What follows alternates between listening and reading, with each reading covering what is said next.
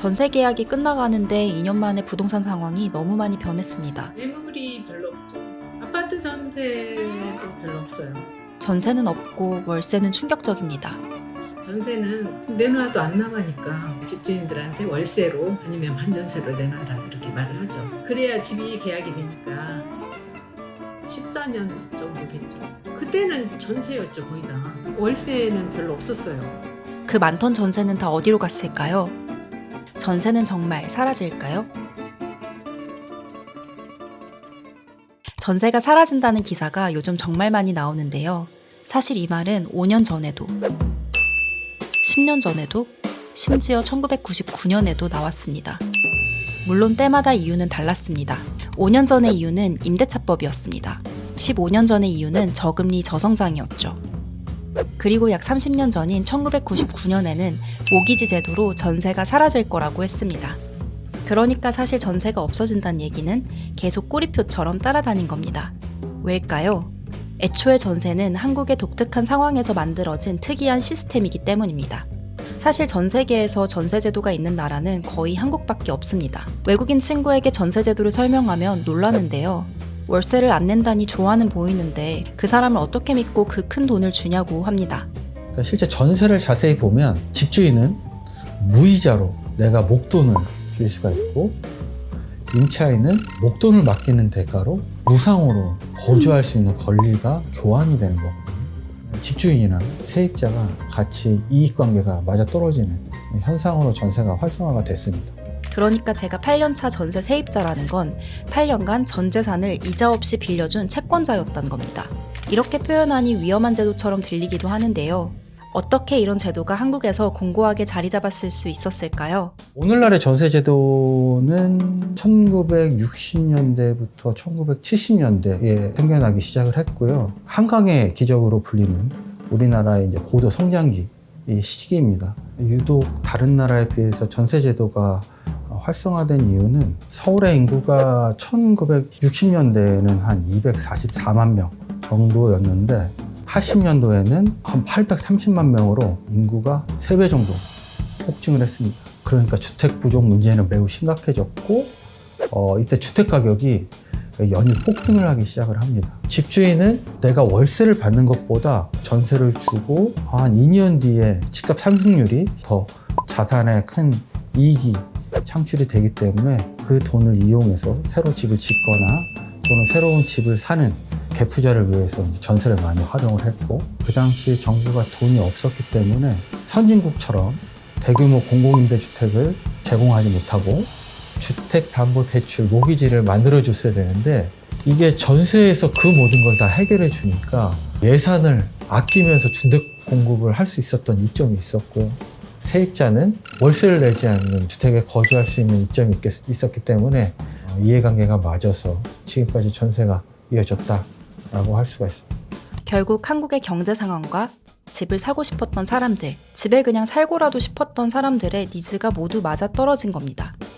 뿐만 아니라 우리나라에 유독 많은 아파트라는 주택 형태도 전세를 더 쉽게 만들었습니다. 전세금을 산정하기가 쉽다는 겁니다. 그러니까 다른 나라의 경우에는 저층 연립다세대나 단독주택 위주로 주택 유형이 구분이 되고 인테리어들이 다 다르기 때문에 실제 주택 가격이나 전세 보증금을 산정하기가 어렵습니다.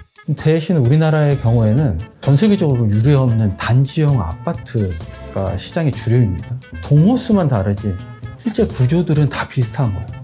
그러니까 앞동에서 거래가 되면 그 가격이 우리 집과 크게 차이가 없는 거예요. 그렇다 보니 이 전세금을 산정하기가 쉽고 이 세입자도 안심하고 목돈을 집주인에게 맡길 수가 있는 겁니다. 하지만 모두에게 윈윈이던 전세제도에도 위기가 찾아옵니다.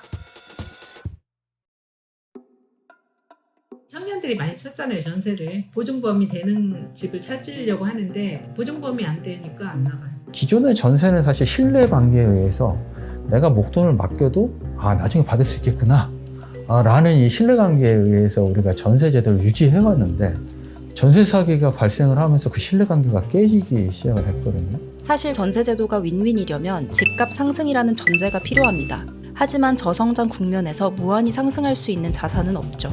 전세제도가 한국에서 중요한 주거사다리의 역할을 했기 때문에 그동안은 저성장 기조 속에서도 대출과 보증제도로 전세제도를 연장해왔습니다. 하지만 지금은 인구 감소와 저성장이 겹친 첫 시기입니다. 근본적인 한계에 도달한 거죠. 그래서 단기적으로는 전세는 감소를 하고 월세화가 계속 빠르게 진행될 것으로 보고요. 전세는 내놔도 안 나가니까 부동산들은 월세로 아니면 반전세로 내놔라 이렇게 말을 하죠. 중장기적으로 봤을 때는 그래도 아파트 부분에서는 전세가 좀 살아있을 거라고 생각이 듭니다. 다만 좀 변형이 돼서 반전세라고 전세금은 올리지 않은 상태에서 나머지 차익을 월세로 받는 형태로 이어나갈 것으로 좀 보고 있습니다. 결국 월세화는 예견된 미래인 것 같은데요. 제게 남은 선택지가 월세와 매매뿐이라면 저는 어떤 기준으로 선택을 해야 할까요? 제가 사회초년생이었을 때 20대 후반, 30대 초반이었을 때는 제 주변에 월세라는 것이 거의 없어요. 근데 요즘 청년들은 애초에 이제 전세가 좀 불안한 부분이 있으니 월세로 시작하는 청년도 되게 많고 집을 빨리 사서 이제 대출이 부담스러워도 더 올라가 버리면 더 많이 대출을 받아야 되는 거니까 그때는 대출이 나와도 대출을 감당할 수 없는 상황이 될 걸 생각해서 미리 빨리 사버리는 거예요. 무리해서. 그러니까 주거비 비중을 좀 고려하실 때 정해져 있는 비율은 따로 없지만 상담을 할 때 총 부채 상환 지표라는 게 있거든요. 그러니까 내 소득에서 부채에 대한 원금과 이자를 상환하는 비중이 30%일 때 양호하다고 얘기를 합니다. 그리고 이제 50% 이상을 넘어가면 위험할 수 있다라고 얘기를 드리거든요. 그러니까 만약에 이 주거비로 대출을 받는다라고 하면 가능하면 소득에서 30% 이내일 것을 좀 권장드리고 싶습니다. 요즘에는 이제 월세도 많이 사시니까 청년 월세 지원 사업이 있거든요. 서울시에서도 하는 사업이 있고 국토교통부에서 하는 사업이 있어요. 생애 한 번까지 이제 신청을 할 수가 있고 월 20만 원씩 지원을 하는데 그런 사업을 한번 활용해 보셔도 좋을 것 같고요. 그리고 조금은 더 큰 시각에서 부동산에 대한 관점 자체를 점검해 볼 수도 있습니다. 우리나라는 다른 국가들에 비해 부동산 자산 비중이 전체 자산에서 상당히 높습니다.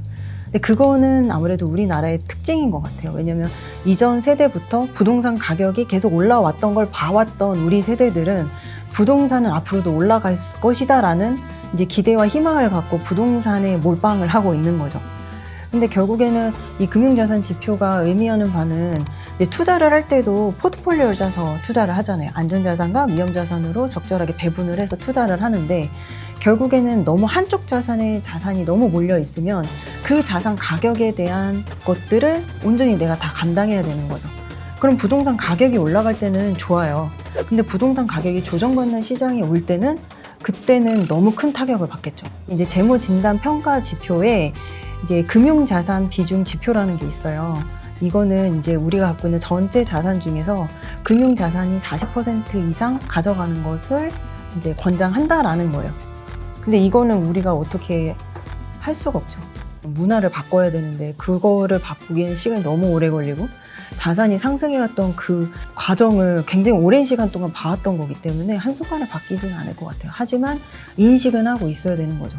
다만 좀 요즘에는 그래도 청년들이 노후 준비에 대한 관심도 많아서 과거보다는 은퇴 자산에 대한 좀 그런 니즈를 금융상품에 잘 담아내고 있어요. 그래서 많이들 하시거든요. 그러면서 자연스럽게 은퇴 준비에 대한 이제 생각도 하게 되는 거고, 과거에는 이제 주택에만 막 몰빵이 되어 있었다면 요즘에는 또 은퇴도 같이 투트랙으로 가려고 하는 경향들이 좀 보여서 그런 부분들은 좀 어떤 면에서는 긍정적인 것 같습니다. 네. 이 모든 이야기를 거쳐 돌아오는 건 결국 이 아늑한 집입니다. 사실 어떤 집을 살 것인가 보다는 어떤 집에 살 것인가를 고민하는 게 더 즐겁지만 늘 어쩔 수 없이 어디까지 감당할 준비가 됐나라는 현실적인 고민을 하게 되네요. 여러분은 어떤 집에 살고 싶으신가요?